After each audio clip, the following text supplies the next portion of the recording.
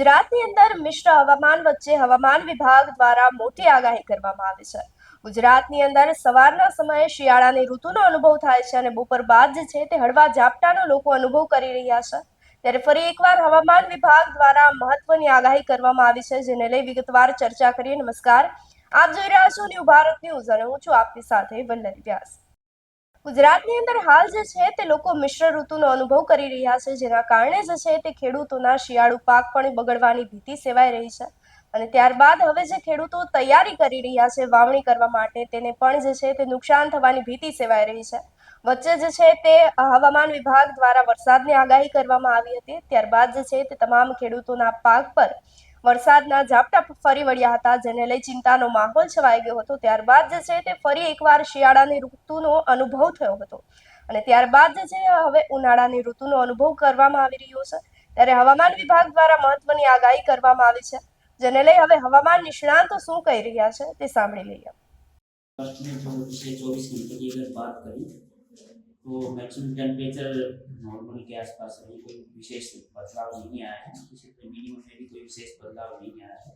जो सबसे ज़्यादा तापमान नोट किया गया है 34.2 डिग्री सेल्सियस दिशा में दर्ज किया गया है।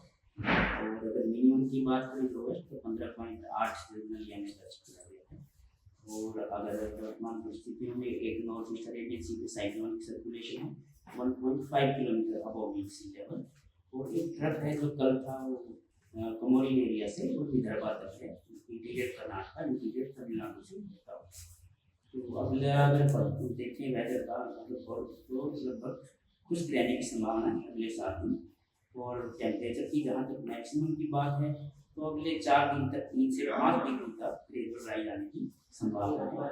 उसके पश्चात कोई विशेष बदलाव नहीं है। अगर मिनिमम टेम्परेचर की बात करें तो अगले 3 दिन तक 2 से 3 डिग्री सेल्सियस की वृद्धि होने की संभावना है। उसके बाद कोई विशेष बदलाव नहीं होने की संभावना है। और ह्यूमिडिटी के लिए भी हमने जो दिया था तो कंटिन्यू बढ़ रही है, मॉर्निंग से कुछ ज़्यादा बढ़ेगी।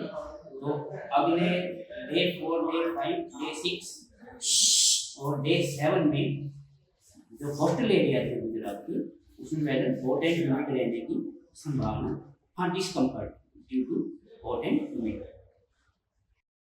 ગુજરાતની અંદર ફરી એકવાર હવામાન વિભાગ દ્વારા જે છે તે મોટી આગાહી કરવામાં આવી છે। માર્ચ મહિનાના શરૂઆતના અઠવાડિયામાં જે છે તે ઉનાળાની ભયંકર અનુભવ થઈ શકે તેવી મોટી આગાહી કરવામાં આવી છે। ખાસ કરી અને હવે આકાશમાંથી અગ્નિવર્ષા થવાની પણ સંભાવનાઓ વધી ગઈ છે। માર્ચ મહિનાના પ્રથમ અઠવાડિયાથી જ જે છે તે લોકો ઉનાળાની ઋતુનો અનુભવ કરી શકશે। ત્યારે હવે આપનું શું માનવું છે અમને કમેન્ટ કરી ચોક્કસથી જણાવશો। તેની સાથે જ અમારી ચેનલ ન્યૂ ભારત ન્યૂઝને લાઇક, શેર અને સબસ્ક્રાઇબ કરવાનું ભૂલશો નહીં। નમસ્કાર।